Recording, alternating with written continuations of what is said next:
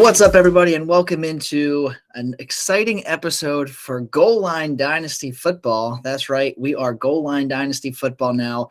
We officially made the switch for our last video, but got the intros wrong. For the first time ever, I am doing an intro as Goal Line Dynasty Football, and I'm very excited to do so. But before we hop in our video today, got to introduce my Goal Line partner, Tyler Beck. Tyler, how we doing, buddy? What's up, buddy? I'm good. I'm ready to discuss some trades with you today and hopefully disagree a little bit and have some fun with it. Yeah, no, it'll definitely be interesting to see. So for those of you watching, Tyler went on Twitter, picked out, I think, like 10 to 12 different trades. I haven't even looked at them yet. And he has, I don't know if he's actually dissected them or not, but he just sent me these. I'm going to basically be reading them off in real time. I'll post them up on the video here too, so that we can give the tweeters their credits and all that good stuff. But yeah, we're just going to go ahead and jump right on into it. So trade number one, Tyler, the first team gets Joe Burrow, Kyler Murray, I'm assuming T. Higgins, Sky Moore, and 209, and this is super flex. The other team gets Josh Allen, Kenny Pickett, George Pickens, Drake London, and the 106. I know that's a lot going on in this trade, but what are you thinking? I feel like anytime you get two first-round startup picks, I mean, I guess Kyler Murray might be falling into the early second right now, but it's hard to turn down. I don't know, but then again, getting Josh Allen, Drake London, and the 106 is really what I'm looking at that trade as. I think I have to go with Burrow and Murray. I mean, that's probably 7 to 8 first-round picks worth of value in itself. I mean, it's pretty dead even versus Josh Allen at first and Drake London. I mean, I guess it's whoever you prefer. But no, give me Burrow. Give me Burrow and Murray. I'm sorry. Dude, it's a tough trade. No, like this is honestly dead even. I would put Josh Allen ahead of Joe Burrow, but as we know, Josh Allen is QB1 or QB2. Joe Burrow is QB3 or QB4, right? Not a big discrepancy. Not enough of a discrepancy there to where I'm really making a move, flipping Josh Allen for Joe Burrow or vice versa, right? I like Kyler Murray. I don't love him for 2023 because I mean, coming off that injury, he's not going to be right until midway through the season at best, right? And Kyler Murray, we like his rushing ability, and that rushing ability is not going to be there if he goes out there too early. So that's more of a future move, which is a little confusing. But I'd still rather have a hobbled Kyler Murray than a Kenny Pickett, right? So the Josh Allen versus Joe Burrow, we'll call that a wash. They're close enough. I'd rather take Kyler Murray over Kenny Pickett. Then it comes down to, do we want T. Higgins and Sky Moore or George Pickens and Drake London? I'm a big T. Higgins fan, so I'm going to take that side. I like Pickens, don't love him. I like London, though. There's a lot of upside there. Sky Moore doesn't really do anything for me, but I think in this package, Kyler and Burrow make up enough for the difference. The big thing that has me saying it's really even, though, is that the one team that gets Josh Allen, George Pickens, Drake London, they also get the 106. And in super flex leagues, that's going to be pretty damn good this year, but it's also going to be an additional receiver, right? Because you're probably not reaching on a running back at that spot unless Jahmyr Gibbs happens to fall at 106. Jahmyr Gibbs is probably 104 or 105 in super flex leagues, right? So 106, we're going to assume we go Bijan, 2 quarterbacks, Gibbs, and then either JSN or Addison. So 106 is probably Jordan Addison. And when you say it like that, I think it makes the trade a bit more interesting. But when it comes down to it, that 106, I mean, between Pickens, London, or the 106, you're hoping one of them turns into T. Higgins, right? Kenny Pickett is not Kyler Murray. So I'm going to go with the Burrow side. I'm going to agree with you there. Yeah, I think it's just like give me the 2 quarterbacks, even though it's even. I mean, Burrow is, if not as good as Allen, really damn close. So, I mean, getting that, give me the 2 elite quarterbacks. I mean, Kenny Pickett might be really good one day, but I mean, it's not today. Yeah, Kyler's too elite as like a QB2. That's too good of a room to pass up. Yeah, and I'd agree. Very even trade, honestly, depending on what your circumstances are. If I saw that trade go down in any of my leagues, I'd be like, whoa, those owners got it done. So kudos to both of the owners of this trade. That's a very good trade. Moving on to the next one. Anytime 101 gets brought up, I'm just going to say Bijan Robinson because nobody in any league anywhere, no matter what the format is taking anyone besides Bijan Robinson. And I don't think a single person will agree with me, right? If you want to take the hot take that Bryce Young, or why do I keep saying that? Yeah, Bryce Young, right? Yeah, Bryce Young. Last video, I was calling him what, Bryce Love, and You said Bryce Love, and I don't remember if I called you out on it. You did, and I just have this, I don't know. But either way, nobody's taking quarterback at 101 this year, despite the format. It's Bijan Robinson, right? So this trade, Bijan Robinson, Deebo Samuel, and Cam Akers, or the 102, the 104, and T. Higgins. My thoughts on this is there aren't many scenarios where I'm trading away the 101, but in this scenario, I think I would. Again, this is a very even trade, and as you can see in the results, it was 58% to 42%. So I think a lot of people would agree that this is fairly even. But I'm assuming, right, since we're in a super flex league, quarterbacks are king, right? And you're getting your pick at quarterback on the rookie class, 104. You can, if you need a running back, you can take Jahmyr Gibbs at 104 because he's not going 102 or 103. Or you can take a receiver at 104, whatever you prefer. But I'm looking at this in my head. It's Young, it's Gibbs, and it's T. Higgins. And you're getting those guys for Bijan, Deebo, and Cam Akers. Bijan's going to be a stud. We know this. Deebo really fell off a lot this year compared to what he did in the 2021 season. That was an outlier. You know, I was saying that this time last offseason, Deebo had this massive influx because of all of his rushing or whatever. Obviously, his receiving stats were still pretty good, but Brandon Ayuk was getting up to speed. George Kittle was hurt all last season, and they didn't have Christian McCaffrey, and they have that now. So Deebo is trending down for me. And then Cam Akers, I know he finished the season strong, but he played against 4 or 5 really terrible rushing defenses. So I'm not going to crown Cam Akers as a comeback candidate yet. So overall, very even trade, but I'm going to take this D. Higgins side here. I don't know. I think this is like the dream deal if you're looking to trade back, getting the 102, the 104, and T. Higgins for Deebo, who's not what he was at his peak, and Cam Akers, who can be serviceable. I mean, there's a lot of people don't really know how we feel about Cam Akers right now. But yeah, I'm easily taking the picks and T. Higgins for sure. 102, 104 Higgins. Yeah. So, I mean, I think closer in my mind than it is in your mind, but it's just, you see Bijan Robinson in anything, right? You see that 101 and you're like, damn, that is going to be solid for years to come. But yeah, pivoting to a quarterback and the RB2 of the class and T. Higgins, I'm not going to say no to that. Moving on, this next trade has your boy Breece Hall in it. So listen up. Superflex, PPR. We've got Breece Hall, and this is one of my biggest pet peeves, right? So he says Breece Hall and an early 2024 first. And I know that there are scenarios where you can kind of guess where a team is going to finish this time next year.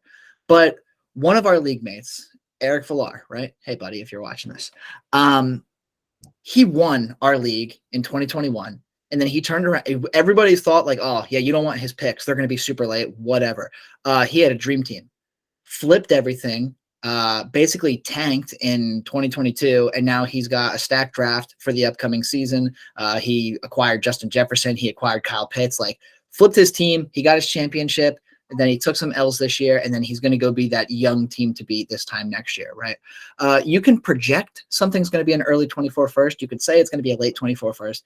The fact of the matter is you never know what your league mates are going to do, right? So biggest pet peeve of mine when people are projecting a pick like a year into the future. So for the sake of it, Breece Hall in an early 24 first, but we don't know that. Or Kenneth Walker and Chris Olave. Which of these two are you picking? I think if you had told me this was a top 5, like 24 first, pretty sure. I think I'd have to go with Breece in the first over Kenny and Olave. Just 'cause I mean, there's a chance that I'm getting 2 better assets. Like with Breece, I'm still taking Breece over Kenny Walker, even with the injury. He's literally like 22 years old. He's still got, another 4, 5, 6. Maybe even 7 years when we see what's going on with these running backs now, that are still productive. The elite ones last a while. But yeah, I mean, I think I might be getting 2 better assets straight up. So I'm going Breece in the early first. See, I think I agree with what this trade is saying, right? Somebody won this trade. The top option has 23 votes. The bottom option has 22 votes. I'm very even on this. And I know that's a kind of a shitty answer to give, but it's true. If I'm contending in 2023, I want the Kenny Walker and Chris Olave side. If I'm in a rebuild or I think I'm going to be a middling team at best in 23, I'm going to take the Breece Hall side, right? Breece Hall's coming off of a big injury. He should be ready to go by week 1, if not week 2. It's going to take him a little while to get up to speed, but I think by the midway point of the season, or probably even before that, we're going to see Breece Hall being Breece Hall, right? And if that is actually an early 24 first, there's a lot to love about the 2024 class, especially in a super flex league, right? Like there are the next Pat Mahomes is coming in, right? We could say that, or it could be wrong. I don't know. But the guy that looks like he could be the next Pat Mahomes is entering the draft next year. You also got some stellar receivers. There's a couple good running backs in there. I mean, if you can guarantee me that this is a top 4 first-round pick, and I'm not aiming to contend in 2023, then yeah, I'll take the top side all day. But on the other side, if I'm contending, I'd rather have Kenny Walker for the entirety of 2023 than Breece Hall, just because of the injury factor. And we know Kenny Walker is going to get the workload, like right up front, right? And then Chris Olave, I mean, the Saints are a dumpster fire. They're going to be playing from behind. They don't have any other receivers on the team. The free agent wide receiver market is absolute barren in 2023, so I don't see Chris Olave getting any really solid competition against him. And again, they're going to be playing down. He's going to get a ton of targets. He's going to be a volume-based monster in PPR next year. So, yeah, it just really depends on your team composition and team situation, I think, for me. Yeah, I mean, and don't get me wrong, I love Chris Olave, but I mean, I don't think that he is a long-term wide receiver 1 in New Orleans. I think they do, I think they do have to add to that receiving core, and obviously with the quarterback question marks, I mean, it's tough to bank on him. But like you said, there is just so much to like about that 24 class, and I mean, you could be getting a better prospect with that early 24 first. I mean, God forbid it's the 101, 102. You end up with Marvin Harrison Jr. or Caleb Williams, like you said. So yeah, I'm with you. Yep. So this next one, another player that you have consistently been higher on than me. Devonta, this is PPR or Superflex PPR. Devonta Smith or pick 104. I'm really intrigued to hear your thoughts on this, because in my mind, this is saying, do I want Devonta Smith or do I want my choice between Gibbs and JSN? Yeah, I mean, that's tough because the ceiling of JSN is just so insane, at least from what I think. And I mean, him outproducing Garrett Wilson and Chris Olave in his sophomore year of college, when he was that young, that's you're not going to get many prospects like that. So kind of hard to pass up. But at the same time, Devonta Smith was a top 10 wide receiver in the NFL in PPR this year. So, I mean, it's kind of like, how much do I want to gamble? It's like, how greedy can I get? I think I have to hold Devonta Smith here. How greedy do I want to get? I mean, if it turns into one of the quarterbacks, if it turns into CJ Stroud, if 101's Bijan and 102's Gibbs, and then I can end up getting Stroud or Young or whoever's there at 104, then I mean, maybe. But I think for now I'm holding for Devonta Smith until I see the NFL draft, Yeah, and I like that call. How greedy do I want to get? Because Devonta Smith, he was what, a top 15 PPR wide receiver this year? He had number 9. Number 9. Number 9. Okay, so a top 9 PPR wide receiver. Jalen Hurts is only getting better. Clearly, they've got something good going on in Philly. We don't need to worry about A.J. Brown stealing much work from Devonta Smith because they complement each other so well. And it's tough because, to your point, if you're looking at it and there's a chance that one of the quarterbacks could fall to 104, then yeah, I would strongly consider this. If you are in this situation, you need to look at, okay, who has the number 2 pick currently, who has the number 3 pick currently, and try to guess what they're going to do. If they're stacked at quarterback and you don't believe that they're going to trade down and you think they're going to take Gibbs or you think they're going to take JSN or even Jordan Addison, right? Then that's when you kind of take the risk and you go with 104.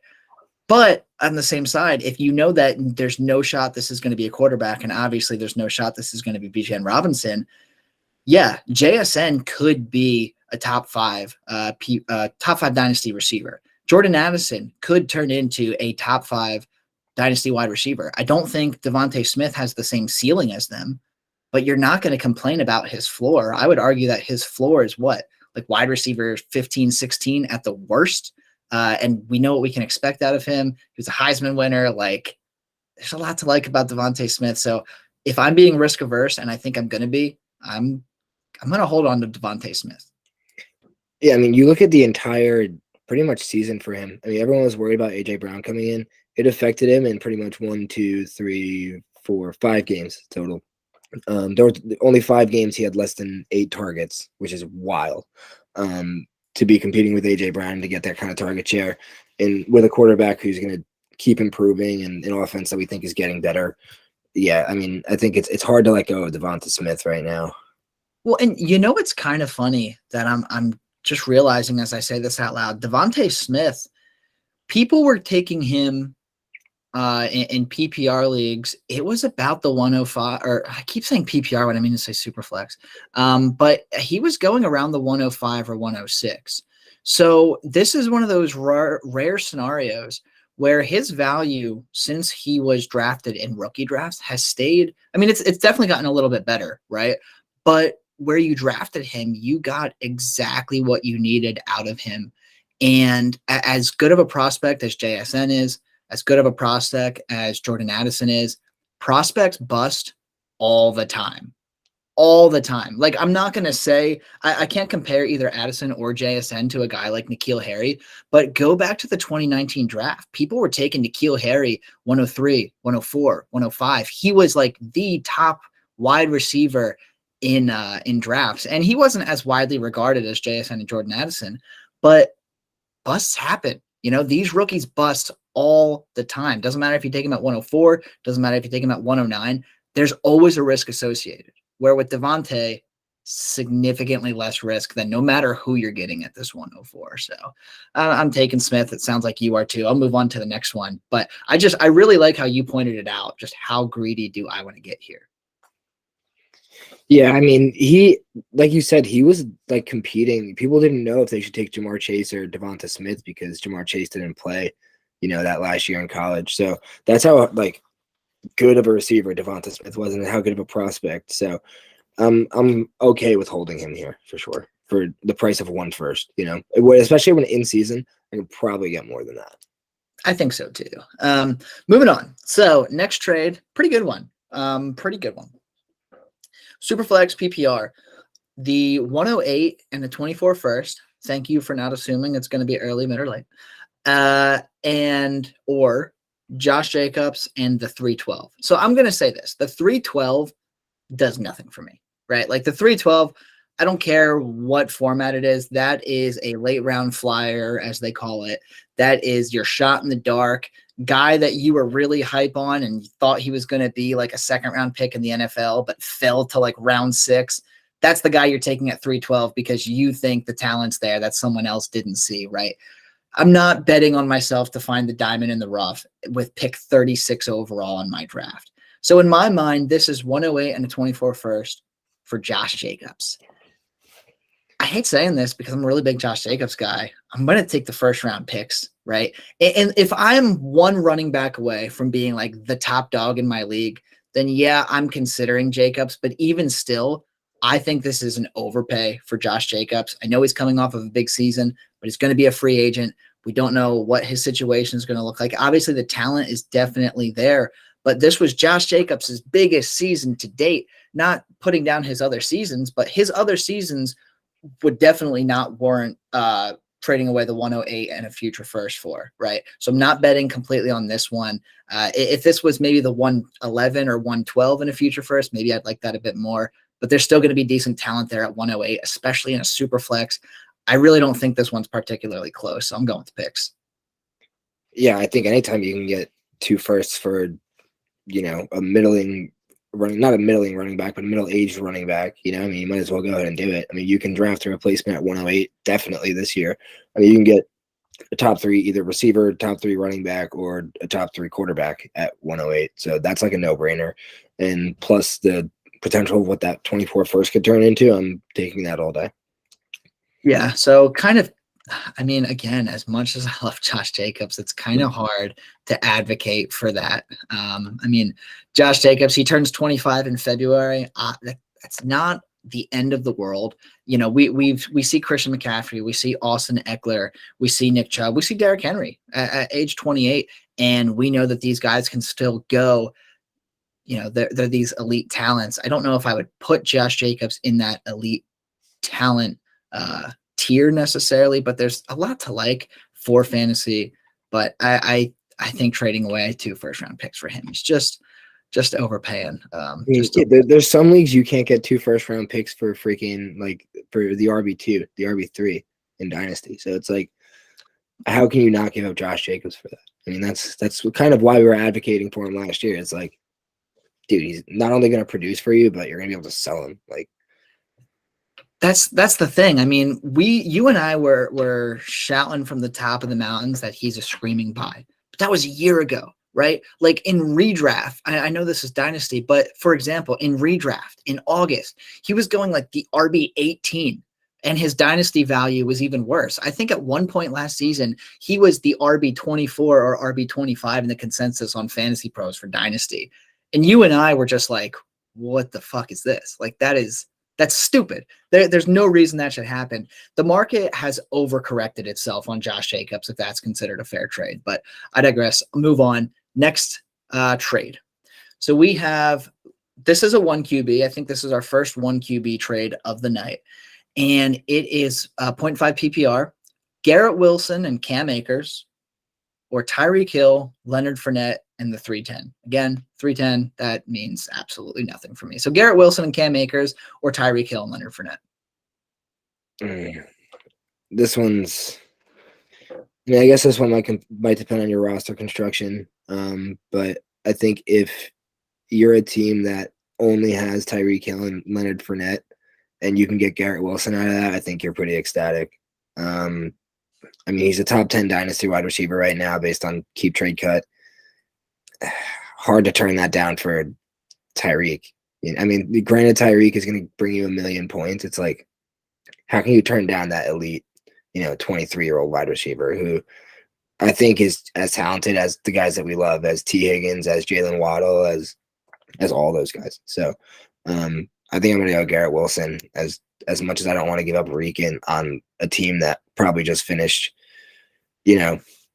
top 2 or 3 in the league. This is a really good rebuilding move.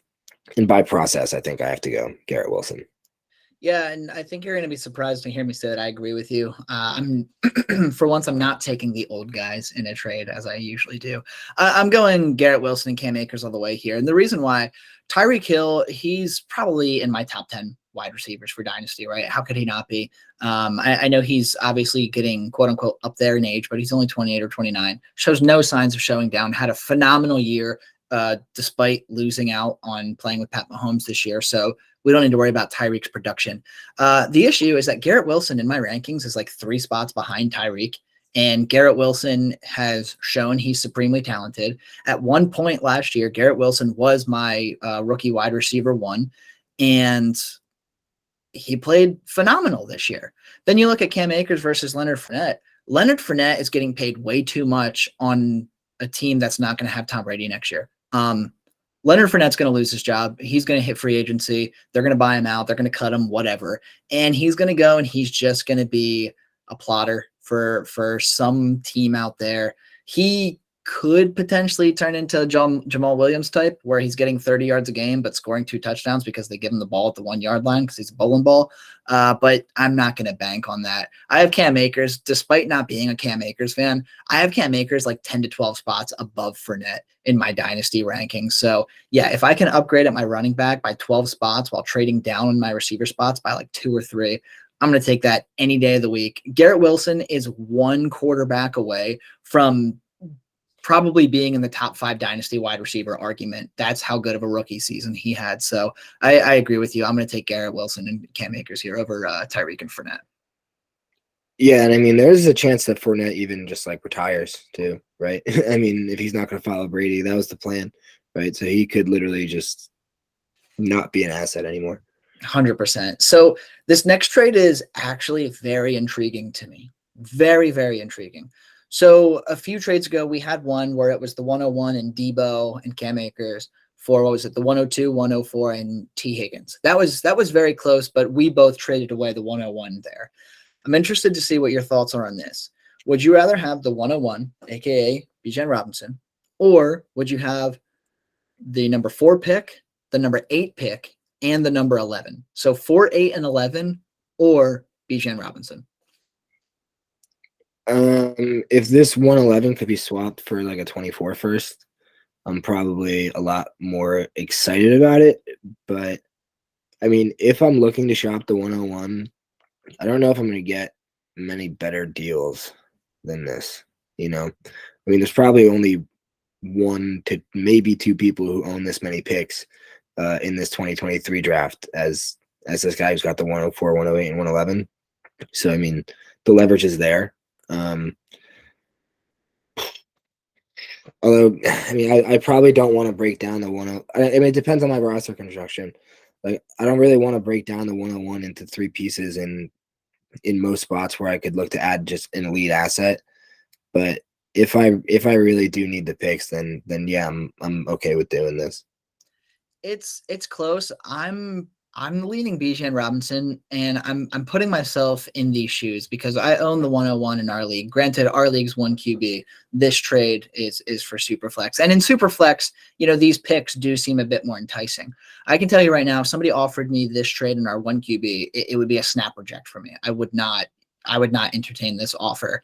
But in the Superflex league, you got to consider, okay, like we said, 104, maybe one of the quarterbacks falls, right? Maybe Anthony Richardson gets drafted at number 9 to the Carolina Panthers, like Mel Kiper's draft or mock draft said. And now suddenly Anthony Richardson is in contention to be a top 5 Superflex pick, right? Because, I mean, we know he's like one of those Konami code quarterbacks. He can go out there, he can sling it, he can run it. He would be potentially a cheat code in fantasy football if he got top 10 draft cap.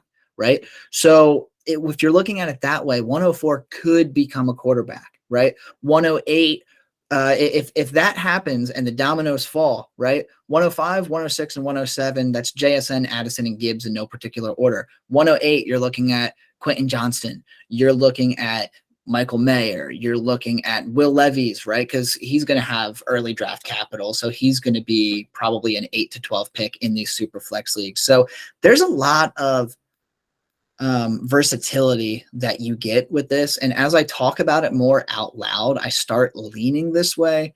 I don't know. It comes down to what else I have on my roster. Basically, this is what I'm going to say. If I have a need at quarterback, any sort of need at all at quarterback, I'm taking the picks. If my quarterbacks are solid enough to get me through the next 2 or 3 years, I'm going to take Bijan Robinson. Yeah, I mean, I don't know. Like, it's like I don't know how much more you can get for it, but I'd probably rather trade the 101 for players who I know who they are, especially this early on. But tough. It is. 101. It is. So I was gonna move on to the next one, and I'm not even gonna like bring this up. Well, I'm bringing it up, but I don't actually want to like discuss it. So there's 2 trades here. The real one that we're going to go over and the fake one that we're going to not go over. So the fake one says Superflex, Jalen Hurts in 307 or 101 Marquise Brown and Drake London, right? So it's Jalen Hurts for Bijan Robinson, this is the real one. The other one is fake, and I'll get into that in a second. But do we want Jalen Hurts in a Superflex, or do we want Bijan Robinson, Marquise Brown, and Drake London? Probably Jalen Hurts. I would agree with that because, I mean, Jalen Hurts to me is pick 104 in a startup. Bijan Robinson, as we talked about in our last mock draft, I think I had him somewhere in the 9 to 12 range. But Drake London in startups is like 5th or 6th round. Marquise Brown is probably like 8th or 9th round. I think that there's enough. I think it's a very even trade, right? I think the value is just about even between both sides. But in a nutshell, I'd rather have Jalen Hurts in a super flex league. He is Bijan Robinson plus a guy that throws the ball, right? So I'll take the Jalen Hurts side as well. I had to bring it up though because the next trade that shows up, and it's just Bijan Robinson straight up or Jalen Hurts, and it's just funny that those were back to back in the list here because obviously if we're taking Jalen Hurts over Bijan, Marquise Brown, and Drake London, we're going to take Jalen Hurts over just Bijan. Yeah, I mean, it's like if you made that trade in season, right? Like Jalen Hurts, Drake London, and Marquise Brown. Or I'm sorry, Drake London for a first round pick, Drake London and Marquise Brown. People will be like, "What in the fuck just happened here?" Like that's an awful trade. Like, how did that happen? And then when it turns into the 101, it's like, all right, well, maybe he got the value back, but I still think that's underselling. I think there's other trades that I would look to make other than that one. Yeah. So, I mean, overall, hey, dude, if you're stacked at quarterback, like if Jalen Hurts is your QB3 for some reason, like if you're that lucky guy that has Josh Allen and Joe Burrow in the same roster, then, I mean, good on you for capitalizing and getting Bijan. But yeah, I think in a vacuum, I think Jalen Hurts is going to be the move in a lot of scenarios for that. So we got like 3 or 4 more trades that I want to go over here. Next one. This one is puzzling to me. I think one side is kind of the clear answer. Maybe you feel different because you're really high on Jalen Waddle. I'm not low on Jalen Waddle, but I know you're a little bit higher on him than I am. Dynasty 0.5 PPR 10 team. I don't know if this is super flex. I'm assuming not. Do you want Jalen Waddle or do you want DeAndre Hopkins, Jarvis Landry, Brandon Ayuk, the 303, and a 25 first round pick? So in my mind, I'm looking at this as Landry and the 303, they mean nothing to me. Do I want a future first, Brandon Ayuk and DeAndre Hopkins, or do I want Jalen Waddle? What's your thoughts? I mean, you're giving up a top 5 or 6 dynasty wide receiver for. I mean, I think I'd have to go with the package. I mean, you're getting Brandon Ayuk and DeAndre Hopkins, who we know is elite. I mean, you're competing. You're adding a 20-point per game type receiver to your roster right there, plus getting a young guy who just finished top 15, plus a future first for just one piece. So I think you can't really turn down that package. Yeah, I mean, it is tough, right? Because Jalen Waddle is probably a top 5 dynasty wide receiver. If not, he's firmly in that conversation. I'm looking at our rankings. You and I both have him at number 5. And you have Brandon Ayuk at number 22. I have Brandon Ayuk at 23. You have Hopkins at 25. I have Hopkins at 26. So in our minds, we're like the exact same thing here. And I got to agree with you. I'm going to take the package because short term, Hopkins is going to produce the numbers that you're getting from Jalen Waddle and then some, right? He had more points per game than Jalen Waddle. And whoever trades for DeAndre Hopkins this offseason is going to use him. I don't know if he'll be traded for to be the alpha, but like the Buffalo Bills, for example, they can't use Gabe Davis as their wide receiver too. That is so clear and evident. Imagine them going out. They can trade their, I don't think Hopkins is worth a first round pick at this point in his career. Maybe he is. I don't know the NFL well enough to say what he is in real life draft stock. But whoever trades for Hopkins, he's not going to be given like the alpha load, right? So I would expect his points per game to take a bit of a dip, but I don't think it's going to massively fall. So I'm fine with replacing short-term Waddle with Hopkins. And then Brandon Ayuk, he'll be a free agent after 2023. If he stays in San Fran, that's fine. We're still getting a mid-range wide receiver 2 out of him. If he hits the open market, he's going to be like a top 2 or top 3 free agent wide receiver that year, and he's going to have a massive market, and he's going to get paid a bag of money, and he's going to produce. So I really like the prospect of Brandon Ayuk. I like the short term of Hopkins, and I like having the 25 first, right? A future first. So it's tough trading away Waddle, but like you said, you can't really turn down this package. There's just too much going on in it. Yeah, I mean, if you like when you look at our rankings, like, yeah, you wouldn't think you'd want to make that deal wide receiver 5 for wide receivers 23, 25 and a first, and then whatever Jarvis Landry is, But if you asked either of us to rank our top wide receivers under 25, then I think it would be a lot closer. Like the tier down is a lot closer when you look at it that way, when you're getting D-Hop in the first on top of, which a guy is Brandon Ayuk all that less talented than Jalen Waddle? Probably not. They're probably not a different world apart, so getting the extra first and D-Hop's production. Yeah, I mean, I think that's just a package move you have to make. And even if you don't like it, you can sell them individually for plenty. So Yep. I completely agree. So we got 3 more. This next one, really quick, because I know we agree on it and I haven't even read it out loud. 12-team Superflex. Do you want Deebo Samuel or the 105 and 112? Yeah, 105, 112.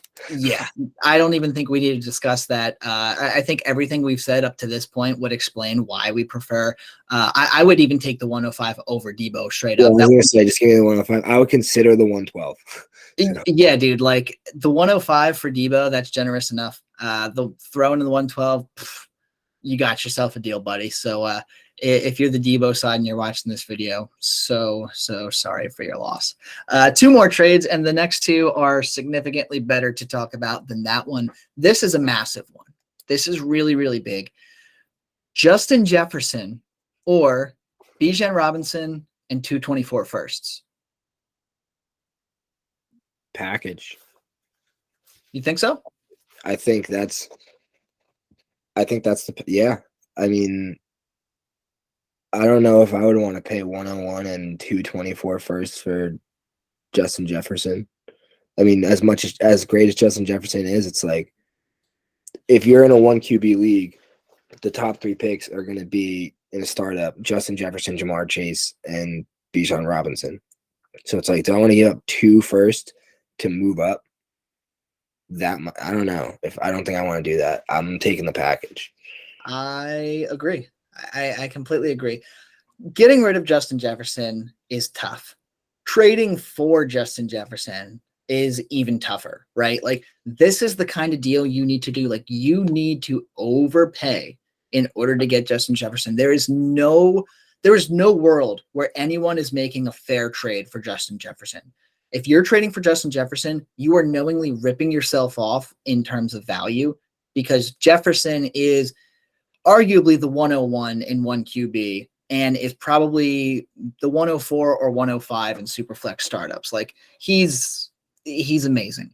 But Bijan Robinson, like you said, he's going to be firmly up there. He's already the Dynasty RB1 in a lot of people's minds. And personally, in a 1-for-1, I would take Jefferson, I would take Chase, and there's a few quarterbacks that I would take over Bijan if we're talking Superflex, right? But if we're talking 1 QB, Jefferson and Chase are the only 2 players in the entire league that I'm probably taking in a 1-for-1. What's that? I didn't say anything. You actually just lagged out, though. Oh, sorry. No, but yeah, in a 1-for-1, I'll take Jefferson over Bijan. But to get from Bijan to Jefferson, I don't even know if I would put in 124 first because, I mean, if Bijan is widely thought of as the overall Dynasty RB1 right now, like adding a first onto that for a receiver alone is just like, that's a big deal. Adding 2 first is just too much for me. So there's a lot of mystery in it. We said, we prefaced this earlier, that picks bust all the time. Bijan Robinson, if he's a bust, like burn fantasy football to the ground, this place will not survive because everyone would just lose their collective mind, right? So yeah, it's just the package all day for me. I love Justin Jefferson. I would love to have Justin Jefferson, but there's no scenario where I'm giving this package up for him. When you think about what you're adding by adding those 224 first, you're giving yourself an extra 30% chance to land either Caleb Williams or Marvin Harrison Jr. And it's like, even if you don't want to take one of those guys, imagine one of those picks ends up like top 2 or 3, and you're able to flip that for another 2 or 3 first, because one of the prospects is just so insane in the 24 class. It's like you literally are getting 6 first-round picks worth of value for 1 wide receiver. And there's no way you can pass that up. The chance of that happening. Like at worst, you're winning this deal by a lot. At most, you just flipped your league on its head and you own it, and it might even fold. Now, there's very few scenarios where that package side is losing the deal. There's a chance that this deal is dead even, right, in the end, depending on what happens with those first round picks.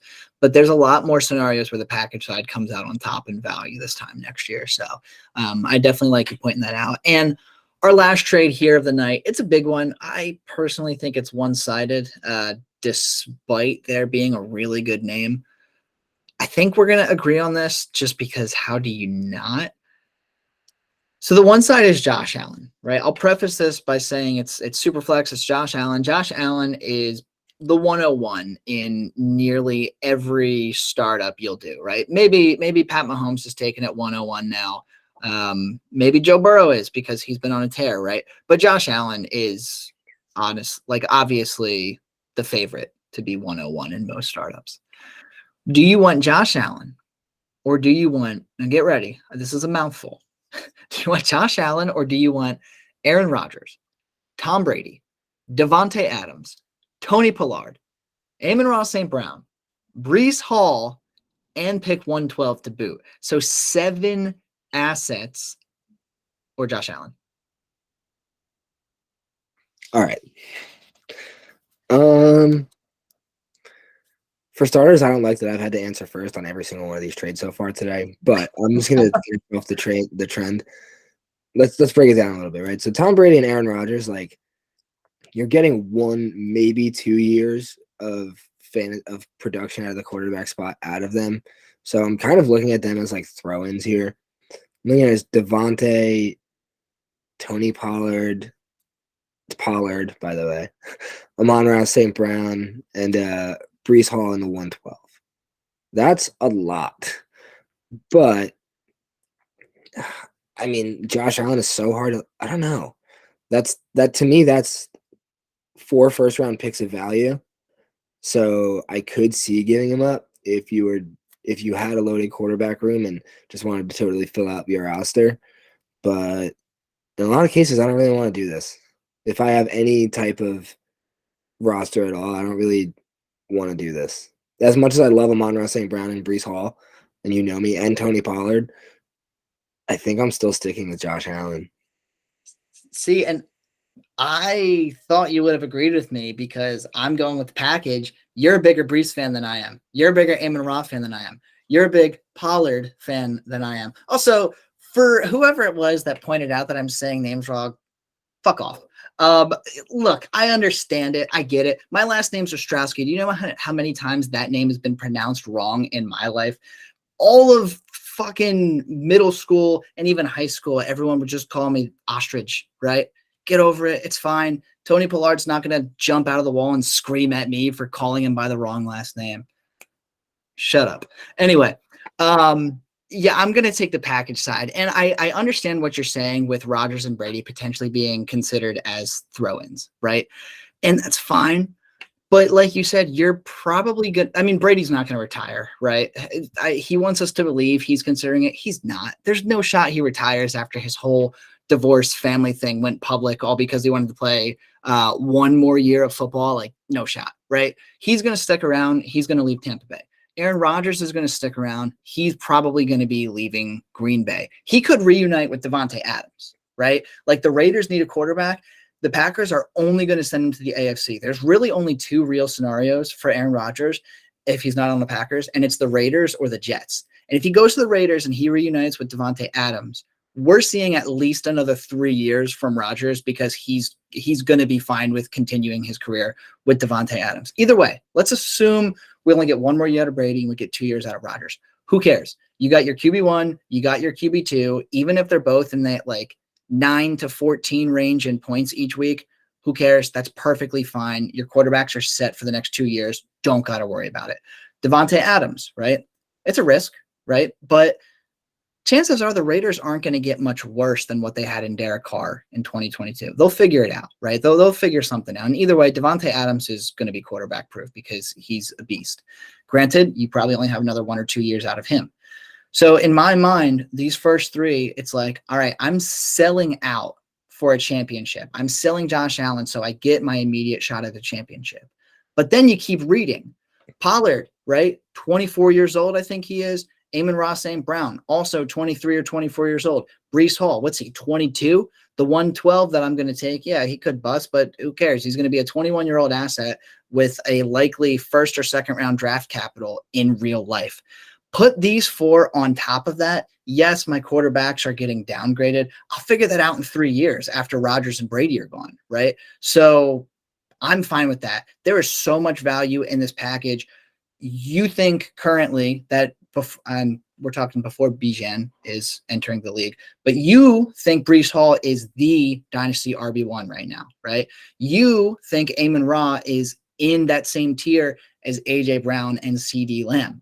You were banging the drums for Pollard this whole offseason, and you were pumped when he started getting his opportunity. And there's really good chance that he stays in Dallas and they let Zeke go.